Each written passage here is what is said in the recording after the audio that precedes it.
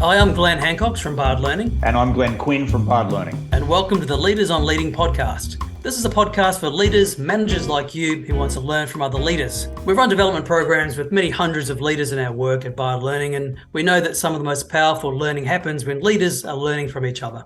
Today, we're talking with Adrian Gervasoni. Adrian is Executive Manager, Advice Solutions for Industry Fund Services. He has a Masters of Organisational Leadership from Melbourne Business School and an Advanced Diploma in Financial Services. And previously held roles at First State Super for 12 years as Mergers Business Manager, Strategy Manager, and Strategic Projects Manager.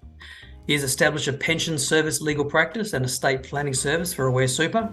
He's on a school board, ran a soccer club, and he volunteers for many community groups and industry forums. So now, please enjoy our conversation with Adrian Gervasoni. So Adrian, tell us a bit about IFS and the current leadership role that you play there.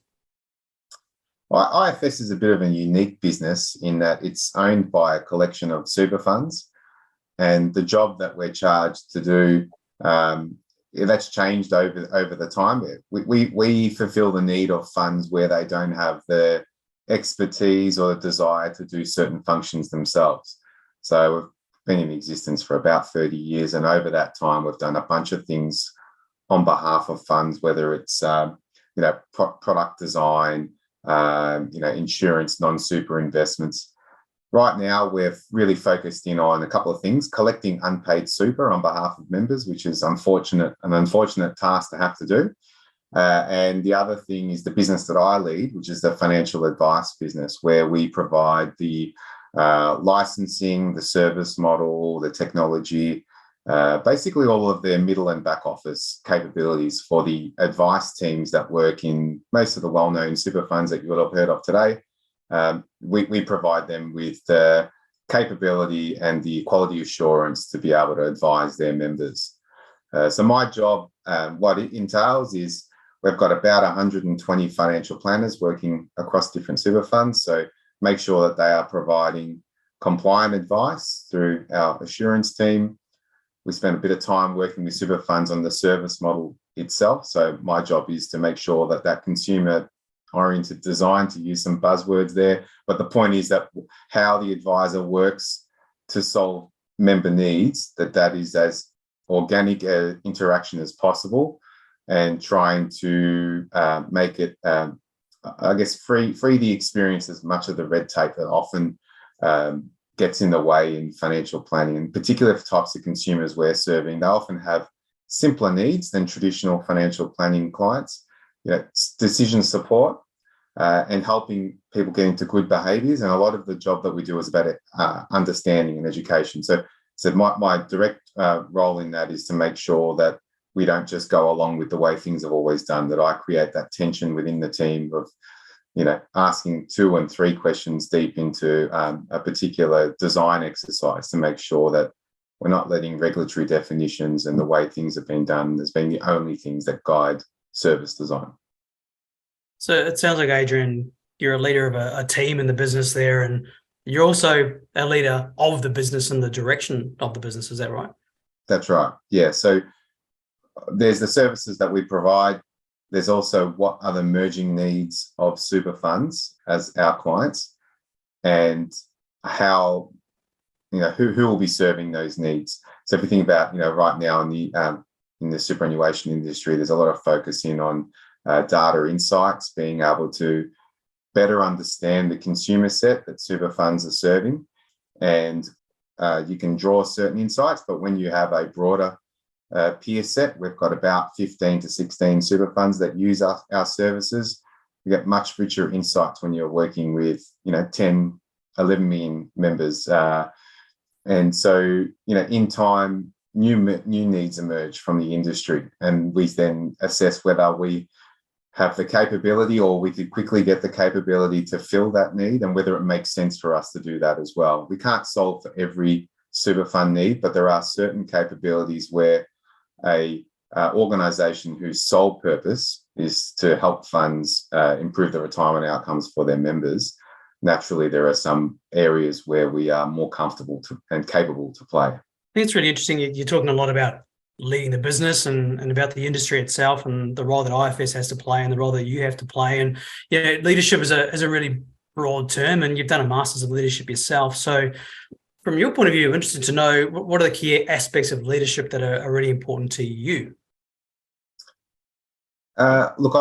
One would be bravery. I think it's very easy. Well, it's easier to take over a business and a team where you have an well-established purpose, you have strong market share.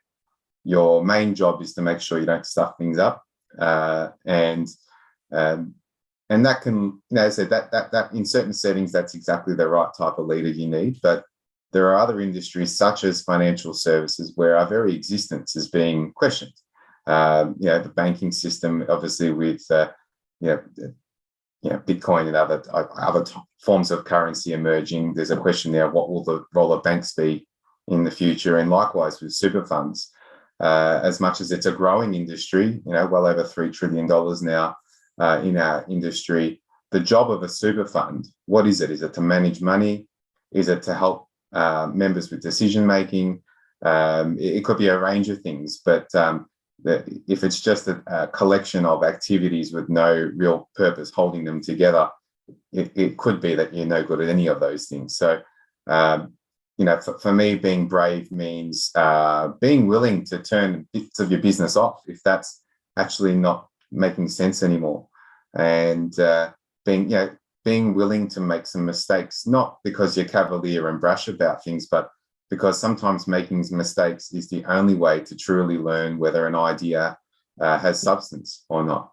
And, I think in our space, where our purpose that we share is to help ordinary people who aren't wealthy, retire with dignity and confidence, that is not just about logic. That's not about helping someone get to a magic amount of dollars in their superannuation account.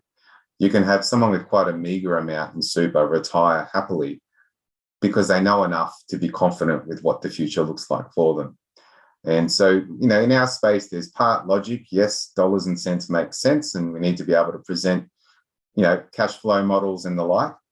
But that feeling of someone being anxious or confident, that's more than just presenting logic. And, when we're talking about serving consumer needs and the underlying emotions, you have to be willing to try things. You're never going to be able to do that all as a desktop research exercise and expect to come out with this beautiful solution that works from day one.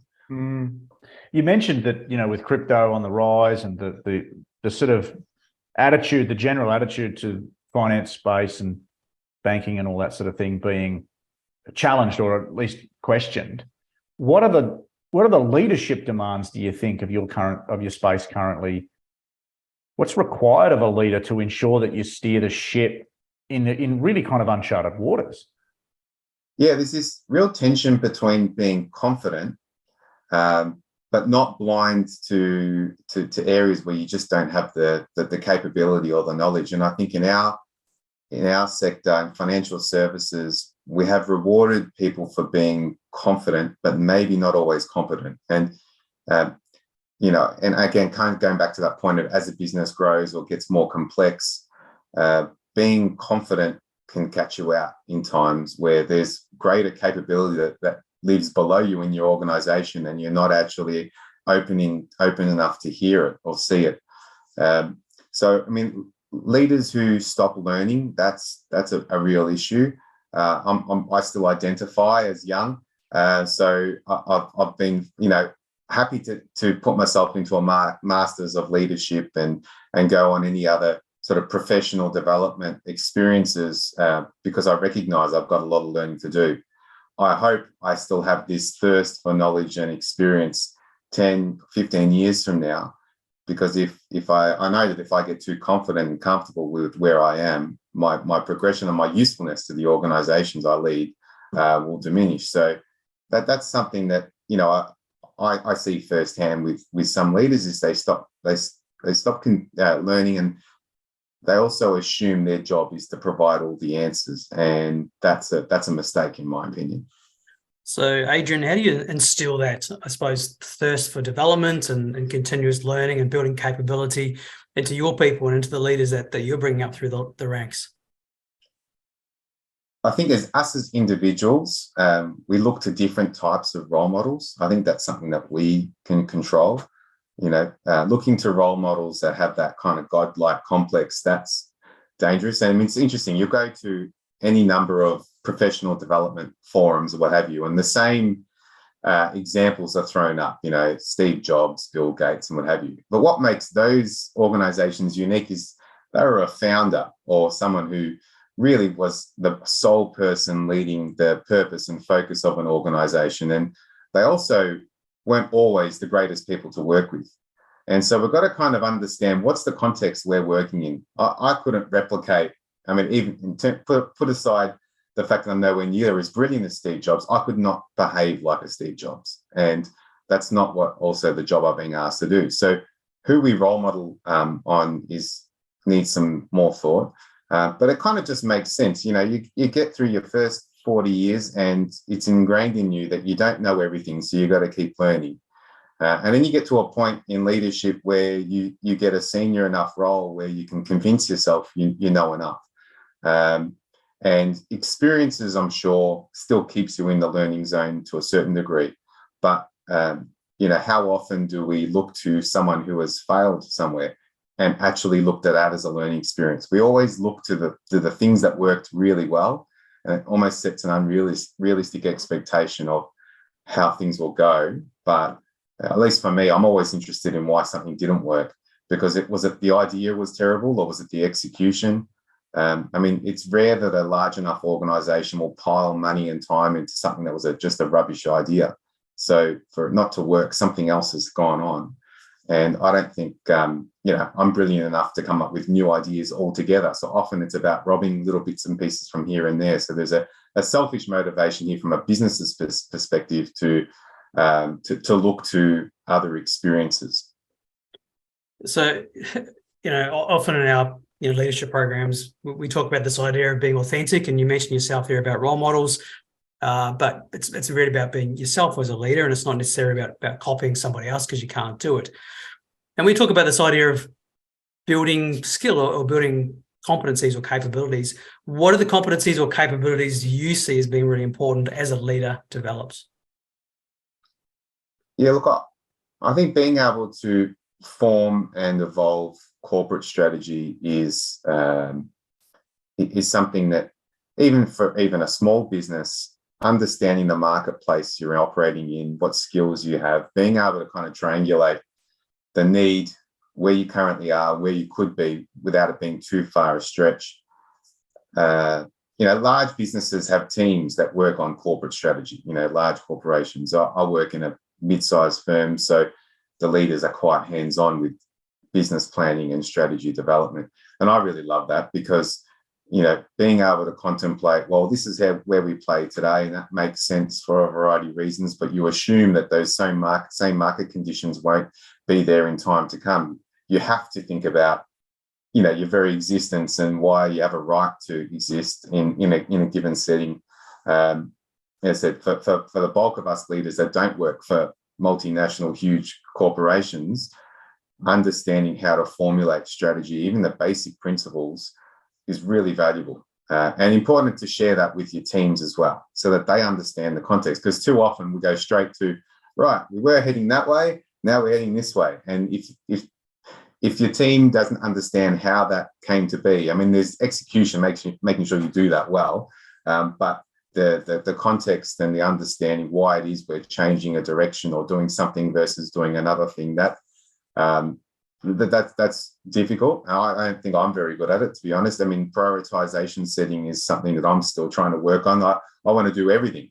But that's something where I really rely on my team to help with that prioritization so that we are focused on the things that I've said are a priority in terms of focus and strategic alignment. But the underlying initiatives is often where we come unstuck because there's a bit of tension between running a perfect business today, but inching our way to whatever we've defined our future to be. You were saying before about when an organisation tries to be too many things, they end up not being very good at anything. And you said that you need to be willing to almost turn bits of their business off. And it reminds me of that old definition of strategy, that strategy is what you decide you're not going to do.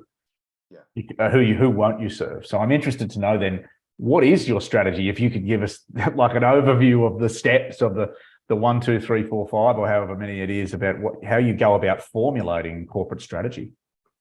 Yeah, well, I mean, we would normally start with defining who our target market is, who our end customer is, and what their unmet needs are. And, you know, either the needs aren't being met altogether or they're being met poorly, but there will be these gaps that are, and knowing that is just a result of lots of interactions, reading research reports. And, obviously in our case, the client is the super fund and the leadership team that runs them.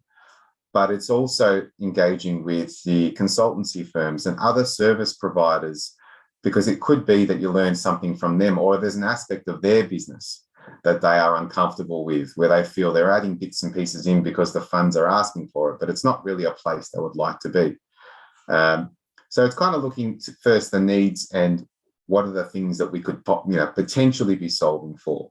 And it sounds like you gather that information, Adrian, from having lots of conversations with many players in your space about all the different providers, supplier side, provider side, as the buyer side, as much as you can. Is that right?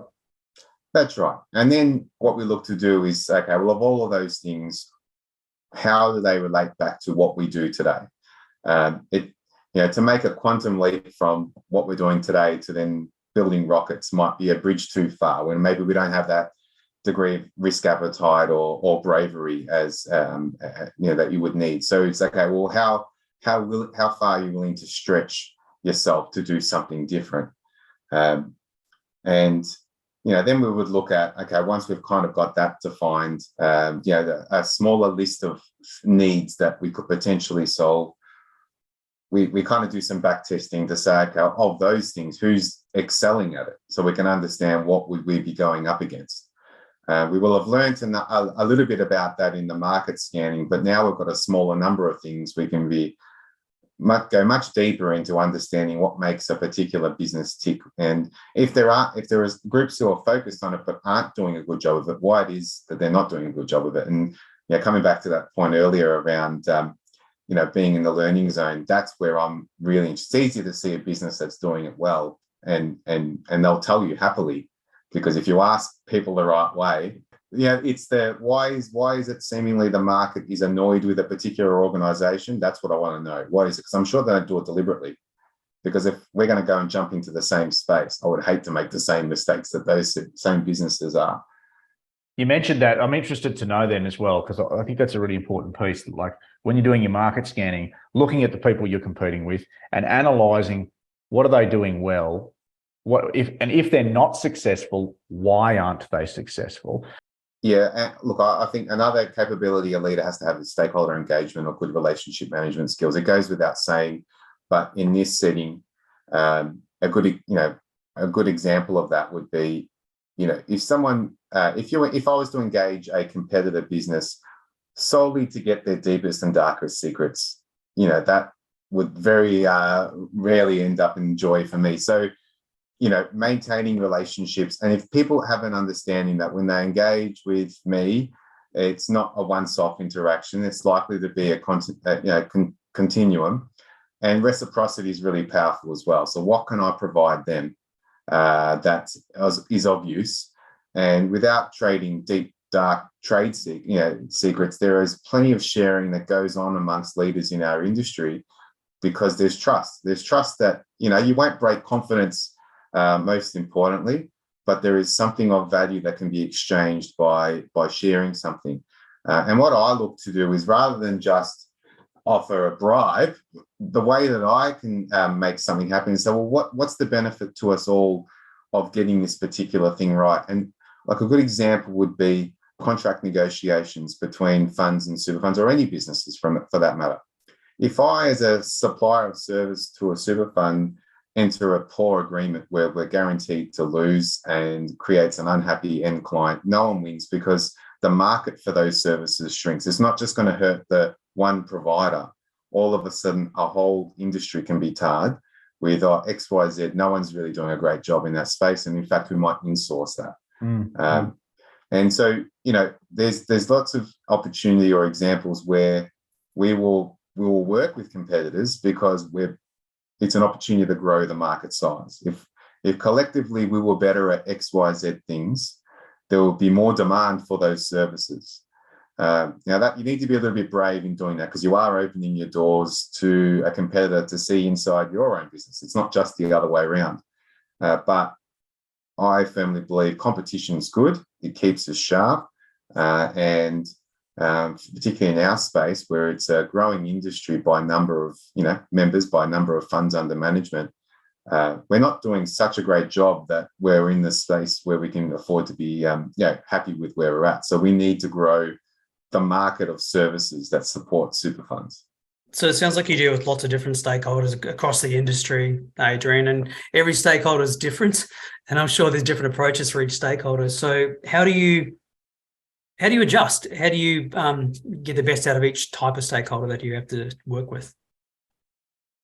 Listen, again, not something that comes naturally to me, like deeply listen and understand who it is this person is that I'm engaging. Some are quite guarded. Some are happier to talk.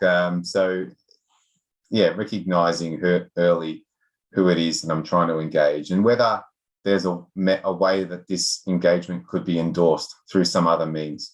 There are some people that I can just make a direct engagement and we'll hit it off and it'll be great and we'll be able to share lots of things.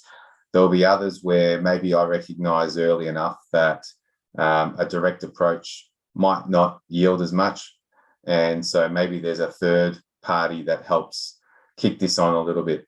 And I'm sure like yourselves, when you're trying to build business, you've got a certain target market in mind and certain individuals that you need to engage. It's having a deliberate plan for each of those. I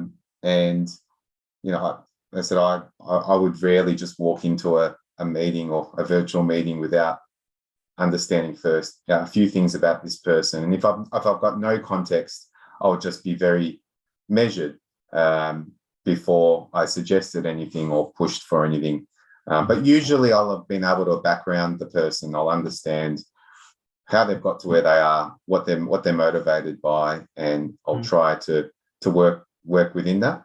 But you'll know someone will engage us and they'll completely misread who they are. They'll misstep, and it's very hard to recover from that position. So, okay. And I imagine you just have to adjust in the moment sometimes too. When you get in that room, you don't know them that well. Adjust to the style, the approach, the way they're coming across, and yeah. I mean, the other thing is, focus on subject matter. I don't have such a wonderful story to tell that I should be spending a huge amount of time talking about myself. So, there's subject matter to focus on. The thing that I'm interested in is what parts of the subject matter are they driven by?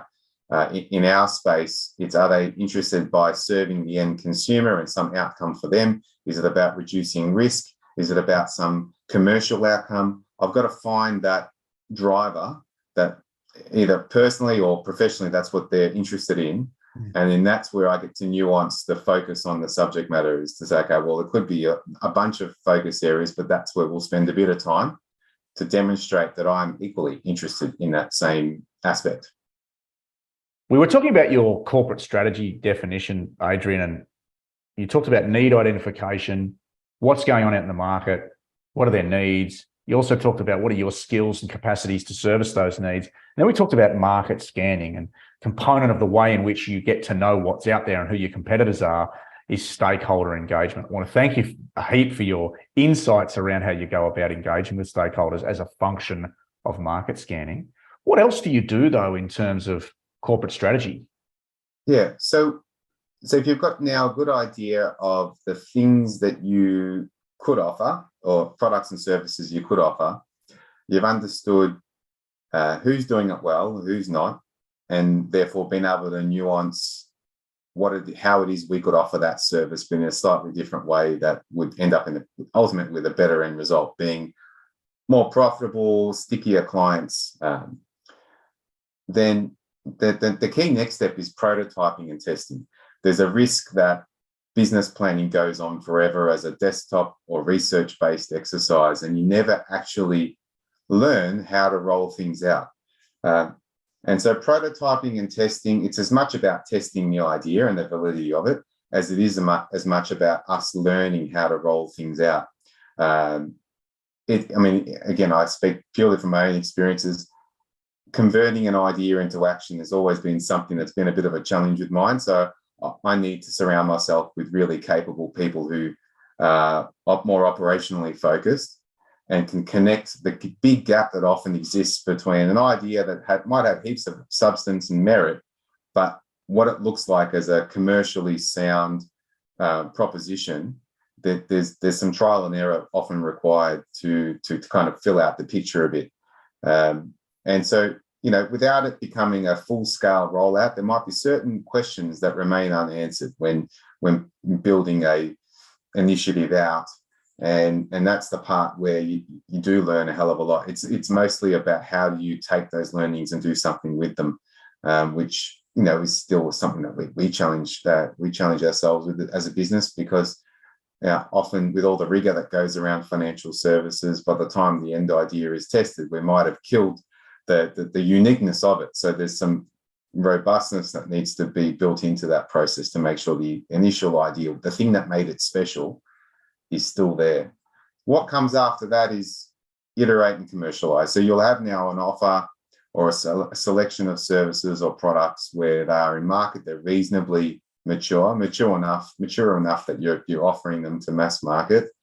And what you can't have is then this view of, all right, job done. There needs to be this focus on incremental improvement, even if at some point down the line that product or service is out of date and needs to be replaced by something else. It's a way of keeping your team and your business match fit, assuming there will be certain things year to year or period to period that you'll need to do to keep that product set sharp, to respond to changing market needs. What it does is it forces you to keep an ear to the ground. What are the clients? How are they experiencing this? Because there are often happy clients with the service you're providing, but they've got one eye out to, well, what else could we be doing tomorrow, or what other?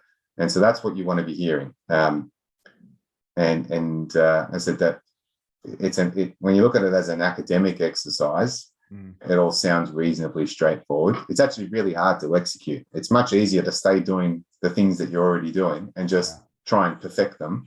Can I ask you about the execution for a moment, Adrian? Because you mentioned there about this idea of ideas and to action, and be really keen to action it and move it forward and execute. So you've got your strategy here. So then how do you move it forward? And I'm thinking, how do you balance then decision-making, actioning, executing with the other side of leadership, which is listening and involving and collaborating and influencing? So as a leader, how do you balance those two to get these ideas and strategies moving forward? Well, I think I mentioned earlier about certainty. As a leader, you're expected to provide certainty, and you can't escape that. It's just certainty over what. So, the goal is, we can have quite a simple job at times, leaders. Repeat the same message over and over again in terms of where are the priority areas for the business. What will individuals and what will the business be rewarded for doing? So you don't want to get caught conflicting conflicting yourself or being in a conflict in terms of where the business priorities are. Within that, you need to provide some degree of autonomy and flexibility for your leadership team to determine where to from there. And so, I guess I love my sport, AFL. You'll have the head coach, then you have your line coaches. The head coach will be responsible for overall game day strategy and consultation with their coaching team. But that coherence of how the overall team works together is what their main job is. Much the same in our business. So, my job will be to understand, the underlying client needs we're here to solve are X, and here's the span of things we're happy to do. And then there'll be ideas which need to fight, amongst themselves, on merit within that. If someone tries to pitch an idea that falls outside that priority list, my job's pretty simple. Say, well, no, it's not in our, and equally, I'm at times guilty of trying to get an idea flagged because it might be one that I'm attached to emotionally, but that's where you hope that the team has the courage and the bravery to say, well, you did say this was our priority areas, and why would that fit in there? But I can't be the one that sets all of the initiatives for them. If that's the case, then you just really limit the extent to which you're capitalizing on the capability you've got in your business. So it sounds like you're giving them the parameters and the boundaries, and then it's up to them to be able to come forward with some ideas or ways of executing some ideas within those parameters and boundaries. Yeah, and I mean, again, how much of a mistake would I allow my team to make? I'm still trying to feel my way through that. I've still got lots to learn myself. I'll probably more quickly jump in and stop something happening than probably is right. So being brave is hard because it means that you would, within certain control parameters, allow an individual or a team potentially to make a mistake. And by mistake here, I mean prioritization mistake. We do one thing versus another, or we don't stop doing something. And ultimately it means we try to take on too much and we execute either poorly or partially. All the reasons why something didn't work out, because you get left with all the symptoms. It's trying to work out, well, why is it that we try and do more things than humanly possible. It's often not a bad it's not bad in itself. There's an intention to do something. It'd be worse if you're trying to wheelbarrow ideas out to a team and have them get excited by them. But it does get taxing for a team where ultimately you want to be part of success, however success is defined. As a team, you want to be responsible for doing something where you can share in the accolades of something going well. Lots of ideas that don't get executed, that can be really taxing and tiring for a team. And I think we've suffered that as well. In my own team, I've been with the business 3 years, and I really feel like I'm only learning my true role now, where it sounds a little bit ridiculous because the challenges that I'm facing are ones that I knew that I would be facing because it was in the coursework for the masters I did. But having lived through it now, I can see that my job actually is narrowing in focus in some degree because I've got a great team that I lead, so I can trust them a lot more now than I probably did a couple of years ago. So I'm interested in this idea of trust, because you mentioned before about not jumping in and not doing too much or taking on too much. You mentioned about trusting your team. How do you stop yourself doing that as a leader, to jump in when you see an idea that perhaps you don't like, or a mistake's going to be made, or we're going down the wrong path? What do you do, Adrian, to stop yourself and make sure that your team is empowered to do what they can do? Something I've tried to focus on is role clarity is a key component. Often roles are defined by the collection of tasks someone might be responsible for. What's often missing is how that person is supported to disrupt their own role. We have lots of expert type roles, and the risk is if that expertise isn't required at some point, what do you do with that person? Do you make a role redundant? And that can be quite threatening unless you earlier to the point of your job here is to disrupt your own role and find the next thing that we need to be solving for. It's easier said than done, because if the business has a history of making people redundant at the moment, they could be replaced by something else, and maybe that trust isn't there. But we're a smaller business of just over 100 people, and I think we've got a good track record of rebuilding capabilities with often the same people. So the trust is that if I encourage you to do that, then I'm not going to put you on the exit ramp.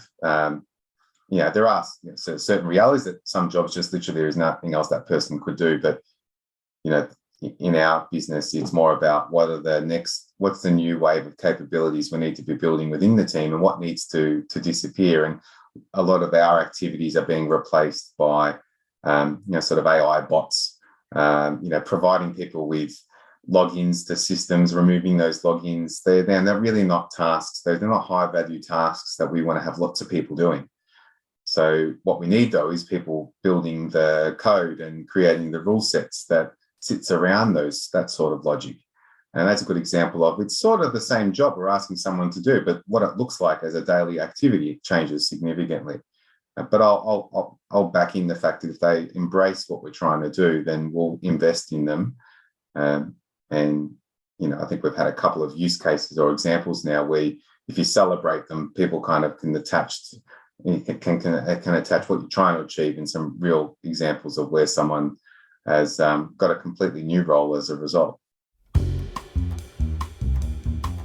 The Leaders on Leading podcast is proud to be sponsored by Equi Energy Youth. Equi Energy Youth exists to save young lives. Instances of psychological distress, self-harm and suicide in young people are devastating for communities across Australia. Often, community members simply don't know what to do when our kids are having challenges with their mental health. Equi Energy Youth is a non-profit and charity that coaches adults in simple ways to recognise the earliest warning signs of when a child is not coping and how to effectively respond to them through episodes of psychological distress and reduce the intensity and frequency of episodes of psychological distress in young people. Think of the Dr. ABC framework that makes it simple for us to assess and respond to an emergency situation, and imagine the tragic results that would have followed if that system simply didn't exist. Well, until now, there hasn't been anything similar for mental health, despite the impact poor mental health can have. Equi Energy Youth's TAR-free psychological first aid model gives us a simple process to follow to support a young person through a psychological crisis. TAR-free psychological first aid has been considered the equivalent of Dr. ABC for mental health episodes and is being used by thousands of adults to support the young people in their lives when they need that support the most. You can learn TAR-3 for free today at eeyouth.org.au and become a safe and effective responder for the kids in your life. That's eeyouth.org.au. I wonder if we could talk a little bit about how you started in leadership. I'm interested to know about that first role for you as a leader. What was that like? Well, I think like many, I lucked my way into my first leadership post. I was in a growing business and I was capable enough at the job I was doing that the person I was reporting through to thought, well, it's either Adrian or we go looking elsewhere and maybe this is just a safer bet. So I don't feel my first leadership role I got on merit, but maybe that's just me being hypercritical. But I felt really ill-equipped. It's, as I said, it's easy when things are working well. The moment I had that first challenge of either an unhappy staff member or an aspect of the service I was leading that didn't quite go to plan, that's where I knew that there was a lot of learning to be done. But yeah, I mean, I was in a growing business and there was lots of happy moments. So I guess that gave me either the bravery or the blind faith that things will come through. But I think I was fortunate to work in a business that had a strong learning and development culture.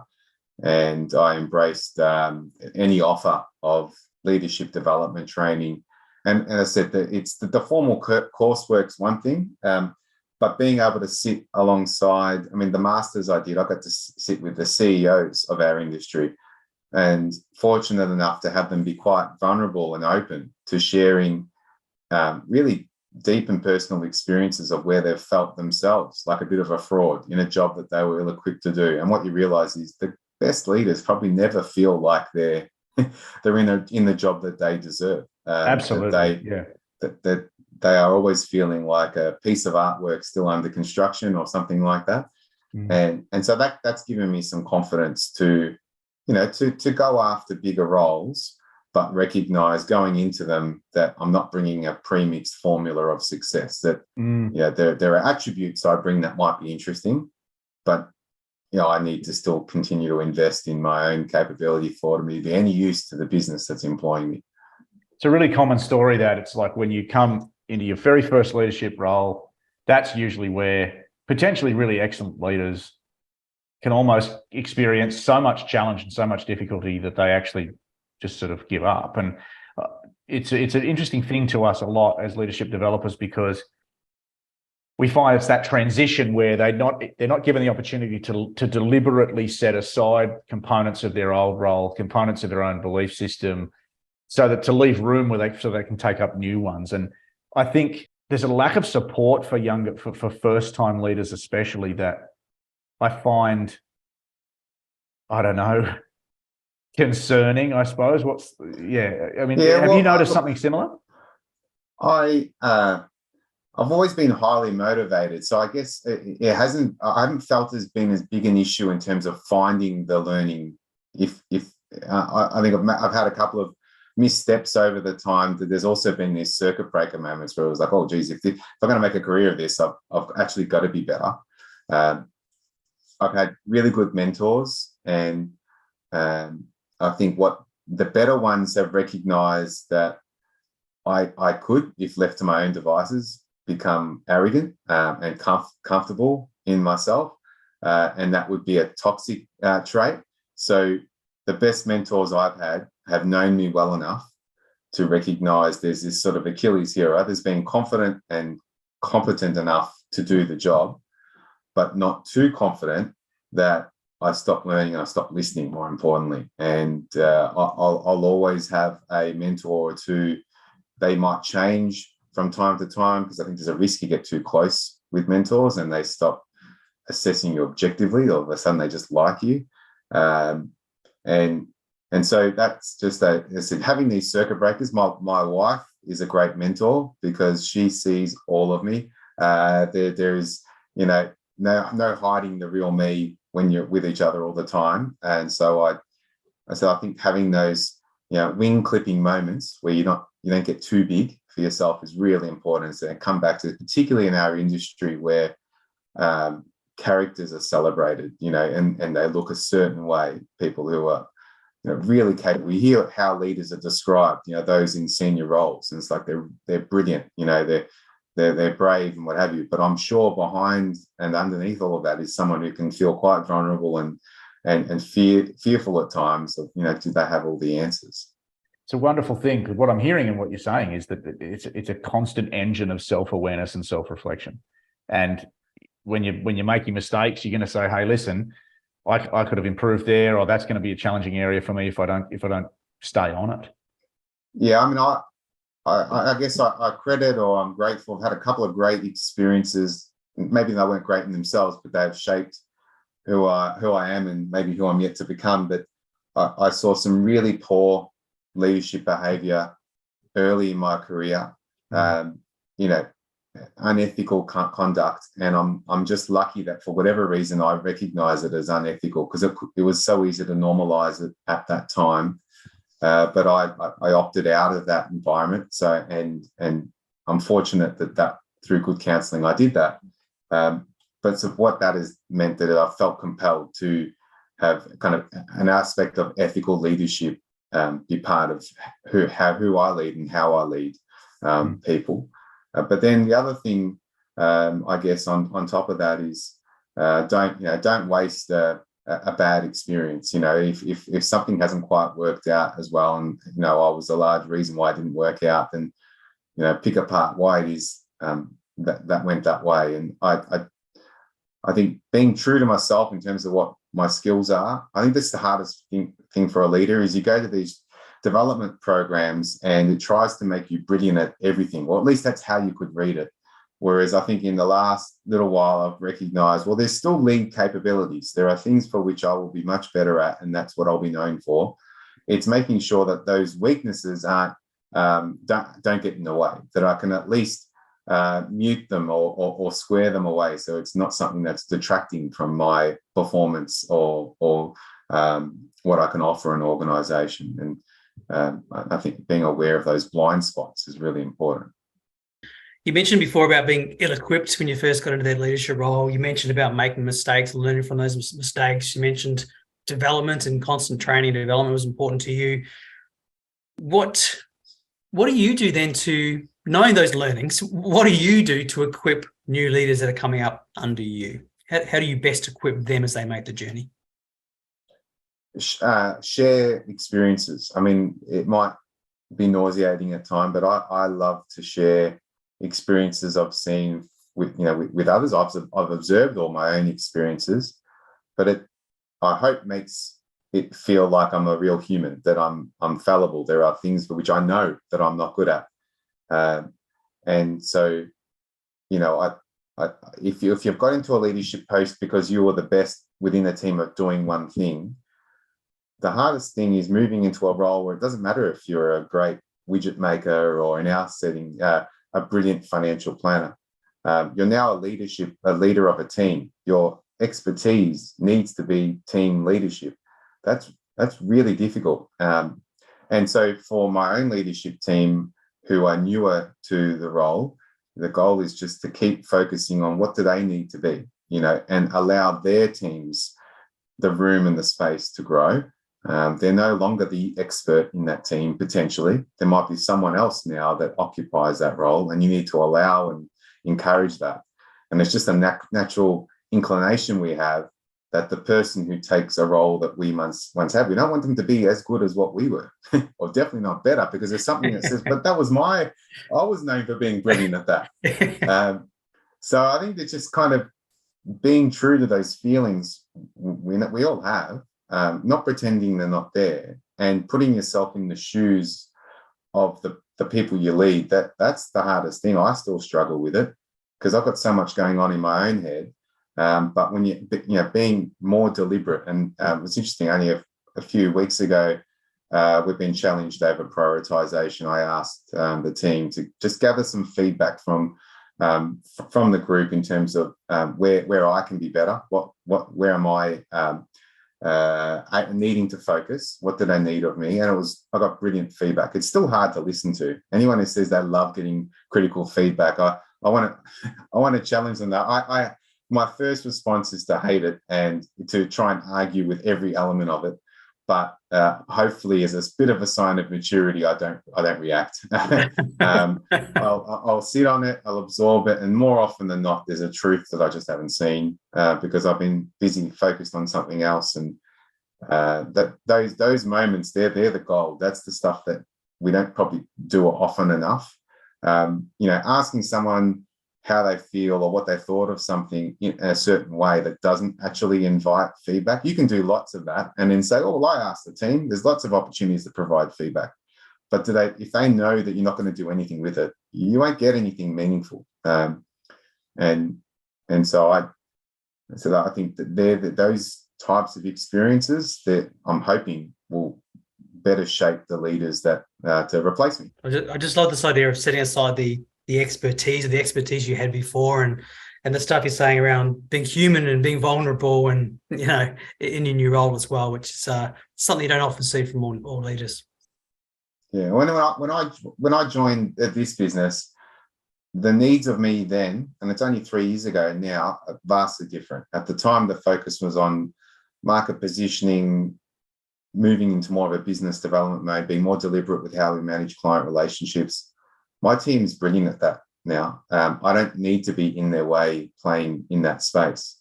Where I've had to move more now is to how do I support a growing business? What capabilities do we bring in-house? It's much more operationally and tactically focused.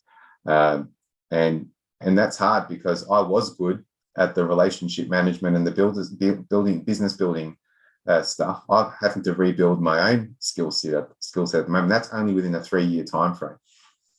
And I think that's a common theme, isn't it? As we increase our leadership capacity, it's constantly running into the edge of what you know and then learning more stuff. Otherwise, how could we ever grow?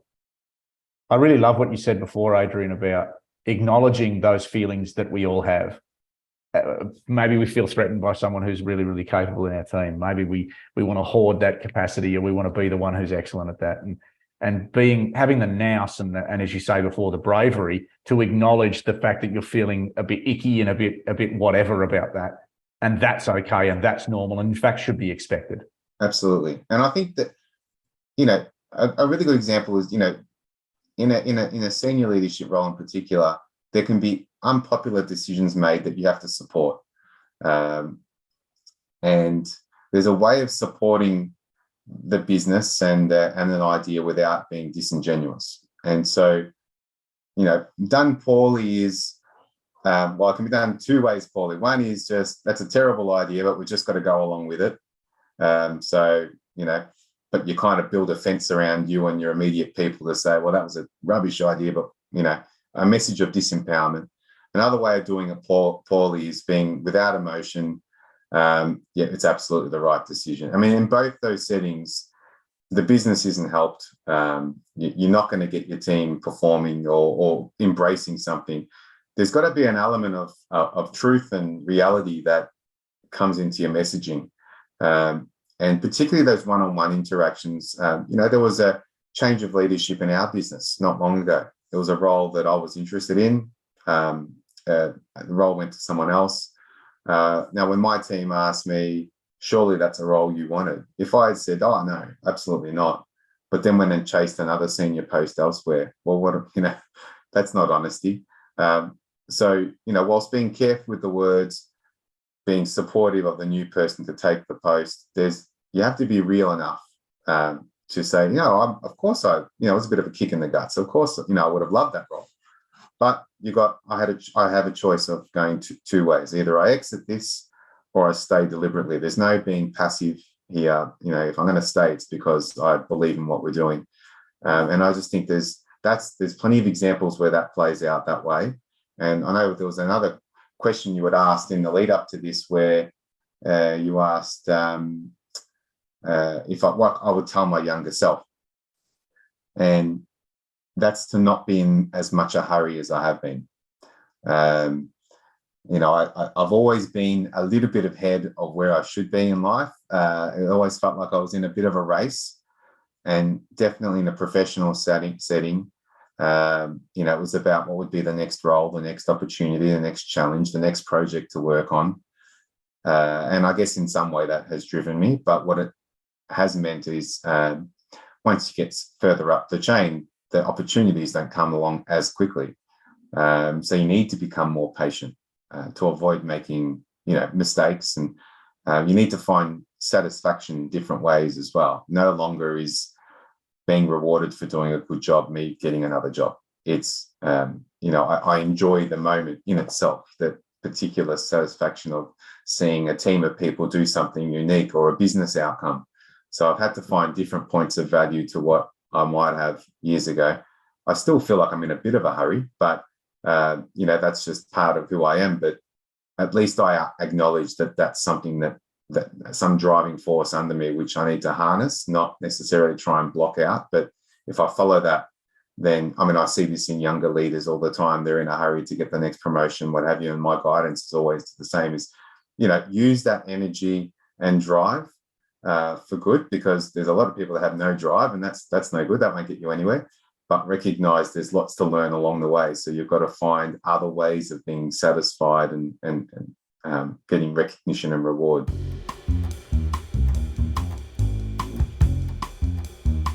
So I'm interested to know best boss, worst boss, Adrian. Are you willing to open up about those two?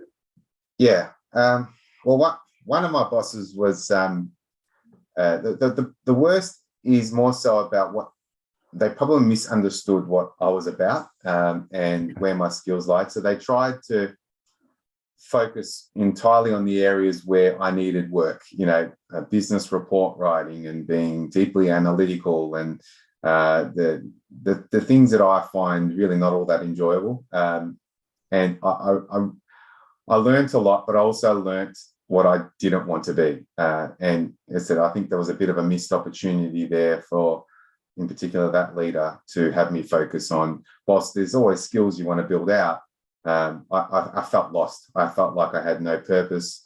I wasn't really used in a way that I felt was rewarding for the business, not for myself. So I think there was just the example was misunderstanding what I was driven by, and at least giving me some of that to keep me focused and motivated. Is that because they didn't take the time to find out, or because you didn't necessarily volunteer that information for yourself? What do you think brought that about? I think there was a lack of trust in the relationship, potentially, that we didn't share as honestly. I as you can probably tell, I like to spend a little bit of time getting context and building a connection first. This person was probably a little bit more one-dimensional and cold in their interaction. Still a lovely person. There was nothing, necessarily wrong with the relationship, but it just lacked that. There was just something missing in the chemistry, and it meant that I didn't invest the time and effort as probably enough in making it work, and ultimately I left. There's one of the few roles I've ever left, or few businesses I've ever left. So something didn't quite work there, and I can't help but put a lot of that down to the connection.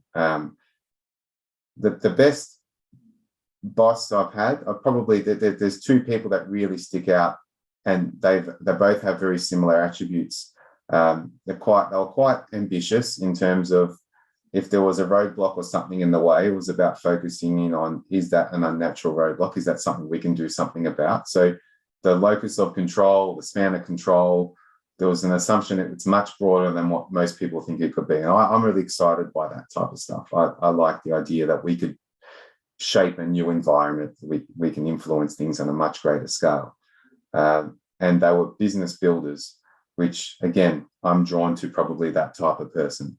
But in terms of their leadership style, there was both brutal honesty, but heaps of trust.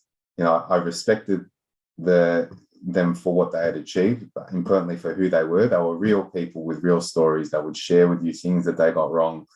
And so when they provided me with guidance, it was on the basis of not just whatever logic might be behind it. It's also because there was some personal experience. And it was interesting, a couple of examples where the personal experience had, maybe there were other elements where I could challenge them back to say, well, has the world changed, or are these circumstances different? But the trust has to be there. Otherwise, it becomes a clash of ideas pretty quickly. And as I said earlier, if a leader is not really invested in your development, or can't see that, at least that alignment of interest, more often not the idea. If it's a clash of ideas, the person up the chain wins. So as I said, I'm where I am now because of some really great leaders who, sort of professional friendship enabled more honesty to be shared both ways. The moments that stick out more than anything are where you have a really trying or testing time, but there's no respect lost. There's a focus in on the idea or the business problem. And whilst you might get a bit emotional and heated in the moment, there's immense respect that comes from that, because nothing got broken as a result. And in our space, everything's always very polite anyway. So when I say there's a clash of ideas, it's really more passive aggressiveness. That's the thing that we're solving for, rather than it being, more of an overt display of anger or emotion. So. Some of the themes that are coming out, Adrian, for me, is being a strategic and commercial leader, yet also being very person-centered and trusting leader, and at the same time continuing to build capability so you don't run out of capability as a leader. You also said, though, that you only want to do one thing at a time and you don't want to race. So considering we're trying to do all of these things, as a parting comment, what advice would you give as a leader in terms of where to start? You need to trust the people around you. And even if there are gaps in the team, if they don't share in what you believe are the priority areas or the things to focus on, there'll be an unrealistic expectation of what a leader can do by themselves. So I reflect on my experiences, and I say that the times where I feel like I've had really great success, it's because the team that I work with complement my weak areas. They feel encouraged to challenge me when I come up with a bonehead idea from time to time. And more than anything, we're as deliberate as we can be about the smaller number of focus areas where we think there is some success to come.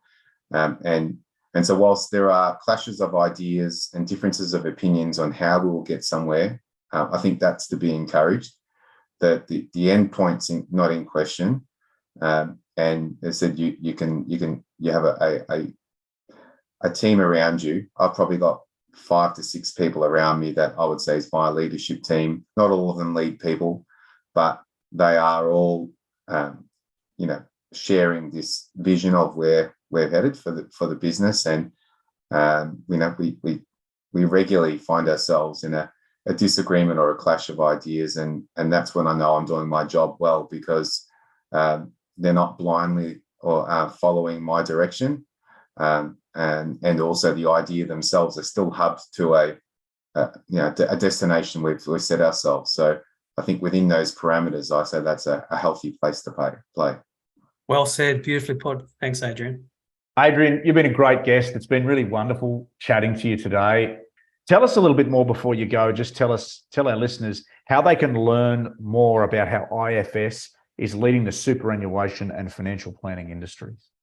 Thanks, gents. Well, look, anyone who's interested, on our website, we publish regularly thought leadership pieces. They'll be focused on different aspects, but the idea being that we promote thinking, even where that doesn't have a direct commercial benefit back to our own business. So LinkedIn and the website's the best place to go to, I guess, get up to speed with what our thoughts are on a range of matters. And thanks for the opportunity to come along and share, which I hope some of those insights are useful to the listeners. I'm always up for a chat. So anyone wants to reach out, I'm happy to chat to them. I think they will be. I think it was a wonderful conversation. It was really excellent. Thank you very much, Adrian. Thanks so much. Thank you, Adrian. Appreciate it.